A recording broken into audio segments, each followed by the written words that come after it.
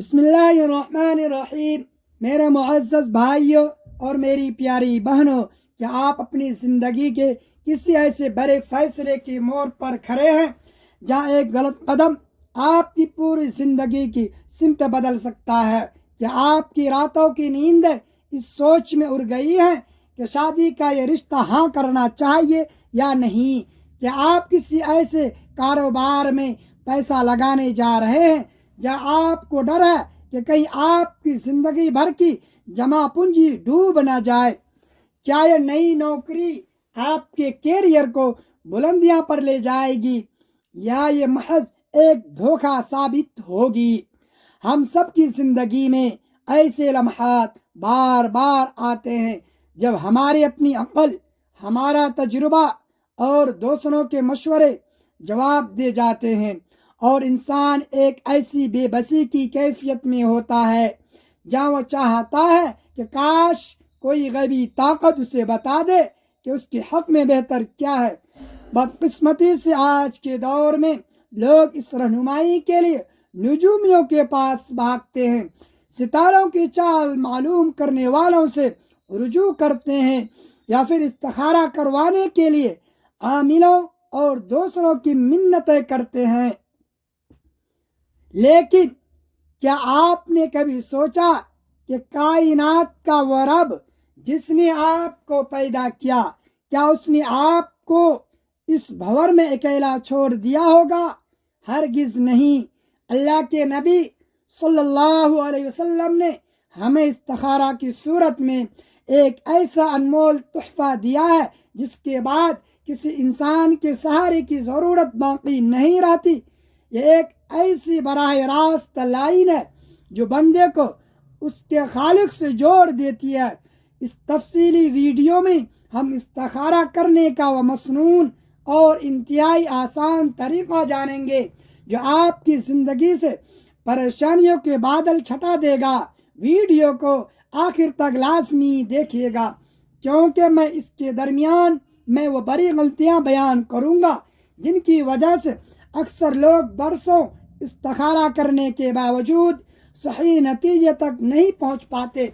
सबसे पहले इस बुनियादी गलतफहमी को जड़ से उखाड़ दें कि इस्तिखारा करने के बाद कोई ख्वाब आएगा, कोई बुजुर्ग इशारा देंगे या कोई खास रंग नजर आएगा। याद रखिए, ये सब अवामी तसव्वुरात हैं जिनका दीन से ताल्लुक नहीं है। इस्तिखारा का असल मफहूम है अल्लाह से खैर तलब करना, यानी आप कायनात के सबसे बड़े अलीम व खबीर हस्ती से मशवरा कर रहे हैं कि ऐ अल्लाह, ऐ मेरे रब, मैं नादान हूँ, तू सब जानता है, मेरी अक्ल नाक़िस है, तेरा इल्म कामिल है, तू मेरे लिए वो फैसला फरमा दे जिसमें मेरी दुनिया और आखिरत की भलाई हो। इस्तिखारा महज एक दुआ नहीं बल्कि अल्लाह तबारक व तआला की रुबूबियत पर कामिल यकीन और उसके सामने अपनी आजिज़ी का एतराफ़ है। इस अमल को शुरू करने से पहले चंद बुनियादी शराइत का होना लाजमी है, वरना ये अमल भी असर हो सकता है। पहली शर्त यह है कि आपकी नीयत बिल्कुल साफ हो और आपका झुकाव पहले से किसी एक तरफ ना हो। अगर आप पहले ही फैसला कर चुके हैं और सिर्फ अल्लाह की मुहर लगवाना चाहते हैं तो यह इस्तिखारा नहीं होगा। दूसरी शर्त यह है कि इस्तिखारा करने से पहले इस मामले के माहिर और मुखलिस लोगों से मशवरा ज़रूर कर, क्योंकि मशवरा करना सुन्नत है। और तीसरी सबसे अहम शर्त हलाल रिस्क है, क्योंकि जब तक लुक़मा हलाल नहीं होता दुआ आसमान तक नहीं पहुंचती। इसके साथ साथ ये भी समझना ज़रूरी है कि इस्तिखारा सिर्फ बड़े मामलात के लिए नहीं बल्कि छोटे से छोटे जायज़ काम के लिए भी किया जा सकता है। सहाबाए किराम फरमाते हैं कि अल्लाह के नबी सल्लल्लाहु अलैहि वसल्लम हमें इस्तिखारा इस तरह सिखाते थे जैसे कुरान की सूरत सिखाई जाती है। इसका मतलब है कि ज़िंदगी का हर मोड़, चाहे वो सफ़र हो, घर की तब्दीली हो या कोई आम सौदा, अल्लाह की रहनुमाई हर जगह ज़रूरी है। इस्तिखारा दरअसल एक नफ्सियाती ढाल भी है جو آپ کو مستقبل کے پچھتاوے سے بچاتی ہے۔ جب آپ اللہ پر چھوڑ دیتے ہیں تو پھر نتیجہ کچھ بھی نکلے، آپ کا دل مطمئن رہتا ہے کہ یہ میرے رب کا فیصلہ ہے۔ اب میں آپ کو ایک ایسا دلچسپ اور سچا واقعہ سناتا ہوں جو آپ کے ایمان کو تازہ کر دے گا۔ ایک مرتبہ ایک شخص اپنے مکان کی فروخت کے سلسلے میں بہت پریشان تھا۔ اسے رقم کی سخت ضرورت تھی اور ایک خریدار اسے بہت اچھی قیمت دے رہا تھا، لیکن اس کا دل مطمئن نہیں تھا۔ اس نے سنت کے مطابق استخارہ کیا۔ دعا کے بعد اسے کوئی خواب نہیں آیا، لیکن اس کے دل میں اچانک اسے اس سودے سے ایسی بیزاری پیدا ہوئی کہ اس نے وہ ڈیل آخری وقت پر منسوخ کر دی۔ اس وقت اس کے گھر والے اس پر بہت ناراض ہوئے، لیکن ٹھیک ایک ہفتے کے بعد پتہ چلا کہ وہ خریدار دراصل ایک فراڈ گروہ کا حصہ تھا جو جائیداد کے کاغذات ہتھیانے کے بعد ادائیگیاں روک دیتا تھا۔ اس شخص کی آنکھوں میں آنسو تھے۔ اللہ تبارک و تعالی نے اسے ایک چھوٹی سی دعا کی برکت سے کتنا بڑا بچاؤ فراہم کیا۔ اسی طرح تاریخ میں ملتا ہے کہ حضرت زینب بنت جحش رضی اللہ عنہا نے جب نبی پاک صلی اللہ علیہ وسلم کی طرف سے نکاح کا پیغام پایا تو انہوں نے کہا کہ میں اس وقت تک کوئی جواب نہیں دوں گی جب تک اپنے رب سے استخارہ نہ کر لوں۔ ذرا سوچئے، اللہ کے نبی صلی اللہ علیہ وسلم کا پیغام آ رہا ہے، لیکن پھر بھی وہ اللہ سے خیر مانگ رہی ہے۔ یہ ہے استخارہ کی اصل روح۔ اب طریقہ غور سے سن لیں۔ آپ نے سکون کے ساتھ وضو کر کے 2 رکعت نفل نماز پڑھنی ہے۔ پہلی رکعت میں سورہ کافرون اور دوسری رکعت میں سورہ اخلاص پڑھنا مستحب ہے۔ نماز کے بعد اور خاص دعا پڑھیں جو حدیث میں آئی ہے، جس کے الفاظ یہ ہیں: اے اللہ، میں تیرے علم کے ذریعے تجھ سے خیر مانگتا ہوں اور تیری قدرت کے ذریعے طاقت مانگتا ہوں۔ دعا یہ ہے: اللہم انی اسألک بعلمک واستقدرک بقدرتک واسألک من فضلک العظیم فإنک تقدر ولا اقدر وتعلم ولا اعلم وانت علام الغیوب۔ اللہم ان کنت ان هذا الامر خیر لی فی دینی ودنیای ومعاشی وعاقبت امری فقدره لی ویسره لی ثم بارک لی فی، وان کنت قال ان هذا الامر شر لي في ديني او دنياي ومعاشي او عاقبة امري فاصرفه عني واصرفني عنه وقدر لي الخير حيث كان ثم رزني به۔ جہاں هذا الامر کے الفاظ پر پہنچیں تو اپنے اس مخصوص کام کا تصور دل میں لائیں۔ یہاں یہ بات بھی یاد رکھیں، دعا کے الفاظ کو سمجھ کر پڑھنا آپ کے دل کے اطمینان میں بہت اضافہ ہے اور اضافہ کرتا ہے۔ اگر آپ کو عربی نہیں آتی تو آپ اپنی زبان میں بھی اس کا مفہوم دہرا سکتے ہیں، کیونکہ اللہ تبارک و تعالی دلوں کو بھید جانتا ہے۔ یاد رکھیے، استخارہ کا نتیجہ 3 صورتوں میں ظاہر ہوتا ہے۔ یا تو آپ کا دل اس کام کے لیے پوری طرح مطمئن ہو جائے گا جسے شرح صدر کہتے ہیں، یا پھر اس کام میں ایسی رکاوٹیں آنے لگیں گی کہ وہ خود بخود آپ سے دور ہو جائے گا۔ تیسری صورت یہ ہے کہ حالات اتنے سازگار ہو جائیں گے کہ آپ کو لگے گا جیسے غیب سے مدد ہو رہی ہے۔ اب ایک اور اہم نقطہ سمجھے، استخارہ ایک بار کرنا کافی نہیں، بلکہ اس وقت تک دہرایا جا سکتا ہے جب تک آپ کا دل کسی ایک طرف مائل نہ ہو جائے۔ علماء کہتے ہیں کہ اسے 7 بار تک دہرانا سنت سے ثابت ہے۔ وہ بڑی غلطی جس کا میں نے ذکر کیا تھا وہ یہ ہے کہ لوگ استخارہ کر کے ہاتھ پر ہاتھ دھر کر بیٹھ جاتے ہیں۔ یاد رکھیے، استخارہ آپ کو حرکت کرنے سے نہیں روکتا، بلکہ یہ آپ کی عمل کو اللہ کی پناہ میں دے دیتا ہے۔ کچھ لوگ سمجھتے ہیں کہ استخارہ کرنے کے بعد ہمیں کچھ کرنے کی ضرورت نہیں ہے۔ یہ غلط ہے۔ آپ کو اپنی پوری کوشش کرنی چاہیے اور پھر نتیجہ اللہ پر چھوڑنا چاہیے۔ استخارہ کا مقصد یہ ہے کہ آپ کی کوشش کو برکت مل جائے۔ اگر وہ کام آپ کے لیے زہر ہے تو اللہ کی قسم وہ رب آپ کو اس سے ایسے بچا لے گا جیسے ماں اپنے بچے کو آگ سے بچاتی ہے۔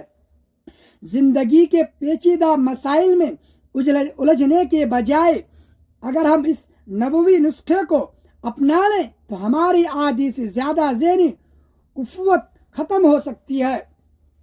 اکثر لوگ یہ سوال کرتے ہیں کہ کیا ہم کسی اور سے استخارہ کروا سکتے ہیں؟ اس کا جواب یہ ہے کہ جو طرب کر اور سچی پکار آپ کی اپنے دل سے نکلے گی وہ کسی دوسرے کے لفظوں میں نہیں ہو سکتی۔ آپ کا اپنا معاملہ ہے تو اللہ سے خود بات کریں، یہ تعلق ہی تو اصل دین ہے۔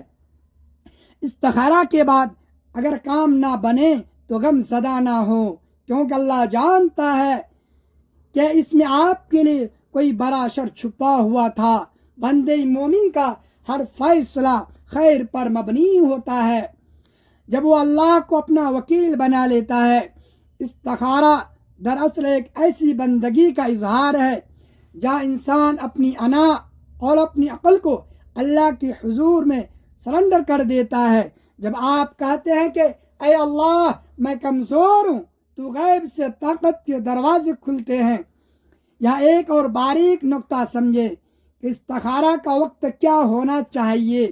ویسے تو یہ کسی بھی وقت کیا جا سکتا ہے، لیکن اگر آپ اسے تہجد کے وقت کریں جب کائنات کا مالک آسمانی دنیا پر نزول فرماتا ہے اور پکارتا ہے کہ ہے کوئی مانگنے والا جسے میں دوں، تو اس وقت کی دعا کی تاثیر ہی الگ ہوتی ہے۔ تنہائی میں اپنے رب کے سامنے جھکنا اور اپنی بے بسی کا اعتراف کرنا انسان کو نفسیاتی طور پر بھی مضبوط بناتا ہے۔ بہت سے لوگ یہ پوچھتے ہیں کہ اگر استخارہ کے بعد بھی نقصان ہو جائے تو کیا وہ استخارہ غلط تھا؟ یاد رکھیے اللہ تبارک و تعالیٰ کی حکمت ہماری سمجھ سے بالا ہے۔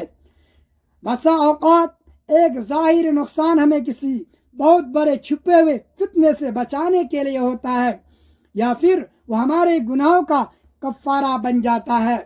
استخارہ کرنے والا کبھی محروم نہیں رہتا، اسے یا تو وہ ملتا ہے جو اس نے مانگا یا پھر اس سے بہتر کوئی چیز اس کے مقدر میں لکھ دی جاتی ہے۔ اسلام ہمیں وہم اور وسوسوں سے نکال کر یقین کی دنیا میں لاتا ہے۔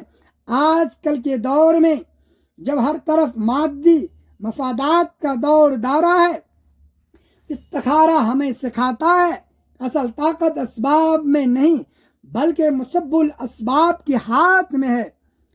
جب آپ استخارہ کی دعا کے ان الفاظ پر غور کرتے ہیں، اگر تو جانتا ہے کہ یہ کام میرے دین، میرے معاش اور میرے انجام کار کے لیے بہتر ہے تو اسے میرے لیے مقدر کر دے، تو آپ گویا اپنی پوری زندگی کا بیمہ اللہ کے پاس کروا رہے ہیں۔ کتنا بڑا سکون ہے اس بات میں کہ میرا فیصلہ وہ کر رہا ہے جو 70 ماؤں سے زیادہ پیار کرتا ہے۔ اس اسکرپٹ کے ذریعے میرا مقصد آپ کو اس بھولی ہوئی سنت کے طرف واپس لانا ہے جو ہمیں اضطراب سے نکال کر اطمینان کے ساحل پر کھڑا کر دیتی ہے۔ آپ نے دیکھا ہوگا کہ جو لوگ استخارہ کی عادی ہوتے ہیں ان کے چہروں پر ایک عجیب سا سکون ہوتا ہے، کیونکہ انہیں پتہ ہے کہ ان کے پیچھے کائنات کی سب سے بڑی قوت کا مشورہ شامل ہے۔ لہذا کل سے ہی اپنے چھوٹے بڑے ہر معاملے میں اللہ کو شریک کریں، چاہے وہ بچوں کا اسکول منتخب کرنا ہو یا گھر کا راشن خریدنا ہو۔ اللہ کی برکت شامل ہو جائے تو مٹی بھی سونا بن جاتی ہے۔ اگر آپ کو آج کی یہ ویڈیو معلوماتی لگی ہے اور آپ چاہتے ہیں کہ دوسرے بھی اس سنت سے فائدہ اٹھائیں تو اسے صدقہ جاریہ سمجھ کر شیئر کریں اور کمنٹس میں یا اللہ ہمیں ہدایت دے لکھیں۔ मज़ीद ऐसी ही रूहानी और इल्मी वीडियोस के लिए हमारे चैनल को सब्सक्राइब करना ना भूलें, ताकि आपकी ज़िंदगी में सुकून और रहनुमाई का ये सफ़र जारी रहे और आप हमेशा अल्लाह के साए में रहकर फैसले कर सकें। याद रखिए, जिसने अपने खालिक से मशवरा किया वो कभी नामुराद नहीं हुआ। ये ज़िंदगी एक इम्तिहान है। इस इम्तिहान का सबसे बड़ा मददगार अल्लाह का ज़िक्र और उससे मशवरा है।